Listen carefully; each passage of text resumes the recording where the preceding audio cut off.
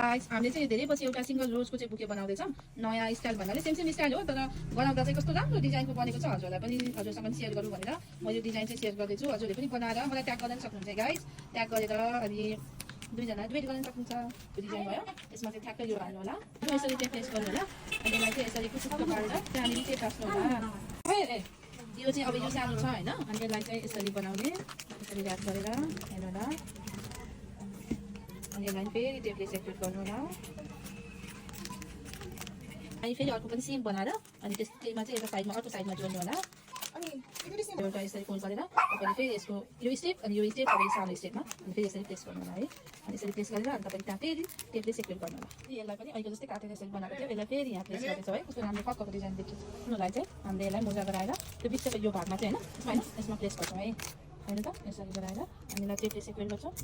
टेपले सेक्युरेट गरेर अनि त्यहाँ टाँस्छौँ भएको चाहिँ यो वाला यसरी तपाईँले यसरी मजाले गर्न सक्नुहुन्छ यो पेपरहरू त बेच्दै नै हुन्छ त्यो चाहिँ यसलाई चाहिँ त्यो बिचको भागमा चाहिँ त्यहाँ जोइन गरिदिन्छौँ हामीले पनि हामीले यसरी बनाएको छौँ योलाई चाहिँ फेरि अर्को यहाँ माथि चाहिँ प्लेस गरिदिन्छौँ एक्स्ट्रा राम्रो देखिनको लागि चाहिँ बाउन्सी देखिनको लागि अनि यो बुके चाहिँ राम्रो देखिनको लागि चाहिँ यसरी हालिदिँदैछौँ होला त्यो ठ्याक्कै यो लेभलको यो वालमा काटेर यो वाला टाइपको काटेर यसरी चाहिँ तपाईँले यहाँ प्लेस गरिदिनु होला अब हाम्रो अहिले लाइनमा भएको प्रब्लम भएको छ नत्र गुडे टाँसेर सेक्युरेट गऱ्यो भने तपाईँको चाहिँ कस्तो दामी अलिक बलियो हुन्छ भनौँ न